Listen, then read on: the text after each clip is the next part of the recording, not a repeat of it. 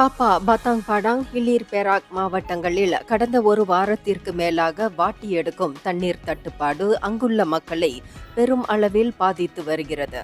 தாப்பா வட்டாரம் பீடோர், லங்காப், ஆயர்குனிங், தெலுயின்தான் என அத்தியாவசிய தேவைக்கும் பிற பயன்பாடுகளுக்கும் தண்ணீர் இன்றி தவித்தனர். கடைகளில் மினரல் தண்ணீர் தீர்ந்து போய் குடிப்பதற்கு தண்ணீர் தேடியும் பக்கத்து ஊர்களுக்கு படையெடுத்தனர். சிலர் கழிப்பறைக்கு செல்ல இயலாமல் தவித்தனர். கடந்த பிப்ரவரி முதல் வார பகுதியில் புக்கிட் தமோ நீர்க்குழாய் வெடிப்பு காரணமாக இந்நிலை உருவானது. அதனால் தமான் புங்காராயா வீடமைப்பு பகுதியில் நிலச்சரிவு ஏற்பட்டு சில வீடுகளும் இடியும் அபாயத்தை எதிர்நோக்கின.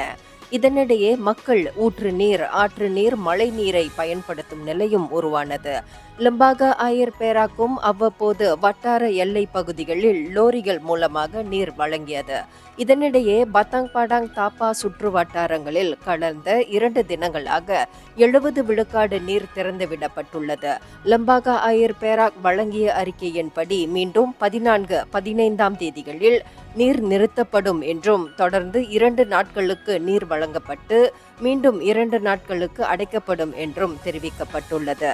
பாதிக்கப்பட்ட குழாய் சீரமைக்கப்பட்டு மீண்டும் வழக்க நிலைக்கு என்றுதான் திரும்புவோம் என்று பாதிக்கப்பட்டவர்கள் எதிர்பார்த்து காத்திருக்கின்றனர். இந்தியர்களின் இதய குரல் மக்களோசை.